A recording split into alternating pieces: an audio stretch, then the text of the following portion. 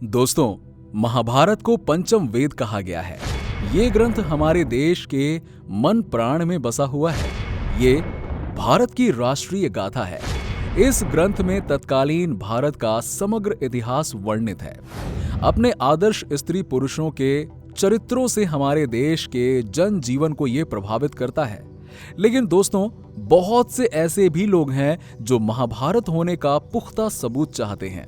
आज की हमारी इस वीडियो में हम आपको महाभारत से जुड़ी ऐसी बातों को बताएंगे जो महाभारत होने का पक्का दावा करती हैं। चलिए वीडियो को शुरू करते हैं। महाभारत युद्ध कुरुक्षेत्र में हुआ था, जो आज भी हरियाणा राज्य का एक जिला है। कहा जाता है कि उस वक्त तबाही लाने वाले इस युद्ध में बहे अत्याधिक खून के चलते वहां की धरती लाल हो गई थी।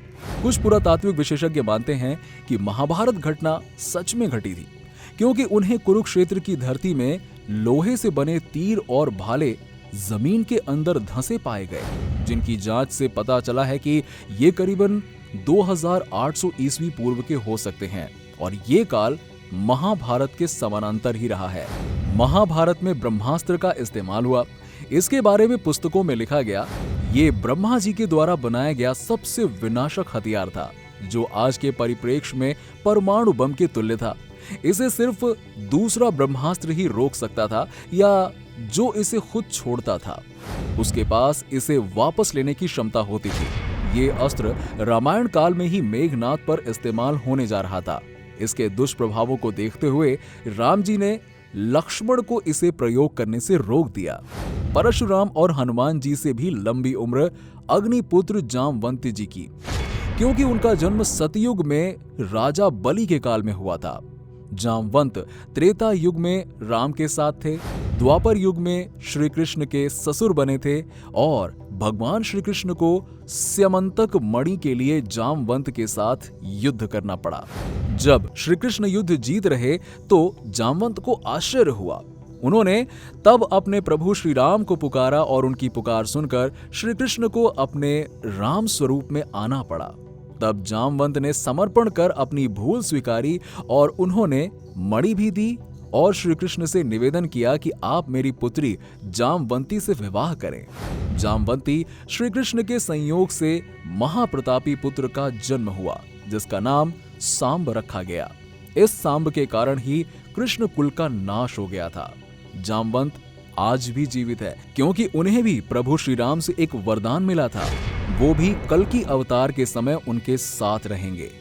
भारतीय उपमहाद्वीप में सादिकपुर सिलोनी ही एकमात्र ऐसा गांव है जहां पर ऐसे प्रमाण प्राप्त हुए हैं जिसने इतिहास में संशोधन को बाध्य किया है, यानी कि महाभारत के होने का पुख्ता सबूत होने का इशारा किया है।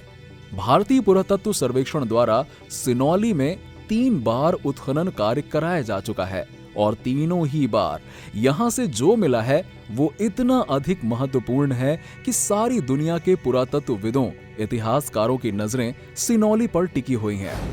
विश्व के सबसे बड़े शवाधान पुरास्थल के रूप में विख्यात बागपत के सिनौली में 2 साल तक खुदाई हुई है।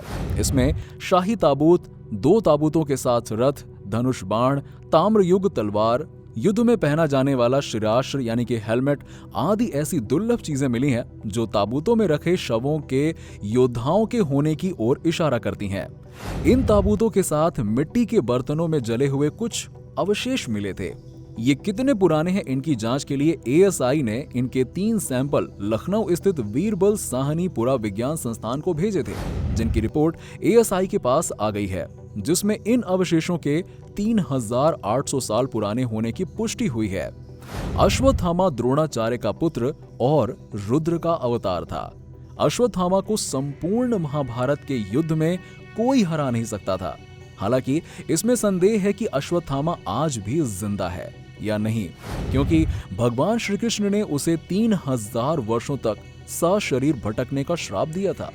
कुछ लोग भविष्य पुराण का हवाला देकर कहते हैं कि वो कलयुग के अंत में जब कल्कि अवतार होगा तो उनके साथ मिलकर धर्म के खिलाफ लड़ेंगे। ये अलग बात है कि शाप से मुक्त होने के बाद भी अश्वत्थामा अपनी इच्छा से जिंदा हो, क्योंकि इतने 1000 वर्षों तक जिंदा रहने वाला सामान्य मनुष्य भी खुद की शक्ति से ही जिंदा रहना सीख जाता होगा, और वो तो अश्वत्थामा थे। सर्वशक्तिशाली और भक्तों के कृपालु हनुमान जी के कारण ही राम और रावण युद्ध में श्री राम जी ने विजय श्री प्राप्त की थी। उनका प्रताप तो चारों युग में है। वो त्रेता युग में श्री राम के समय भी थे और द्वापर युग में श्री कृष्ण के समय भी थे। बहुत कम लोग जानते होंगे कि महाभारत के युद्ध में हनुमान जी के कारण ही पांडवों को विजय मिली थी। अर्जुन और श्री कृष्ण को उन्होंने उनकी रक्षा का वचन दिया था, तभी तो वो उनके रथ के ध्वज पर विराजमान हो गए थे। इससे पहले वो भीम के अभिमान को चूर चूर कर देते। जब एक जंगल में भीम उनसे अपनी पूंछ हटाने के लिए कहते हैं तो हनुमान जी कहते हैं कि तू तो शक्तिशाली है, तू ही मेरी पूंछ हटा दे। लेकिन भीम अपनी सारी शक्ति लगाकर भी जब वो पूंछ नहीं हटा पाता तो वो समझ जाते हैं कि ये कोई साधारण वानर नहीं, स्वयं हनुमान जी हैं। वैसे आप क्या जानते हैं महाभारत के बारे में? हमें कमेंट करके जरूर बताइए। और अगर आपको वीडियो पसंद आई हो तो वीडियो को लाइक करें, शेयर करें और हमारे चैनल को सब्सक्राइब कर लें। मिलते हैं आपसे अगले वीडियो में, तब तक के लिए नमस्कार।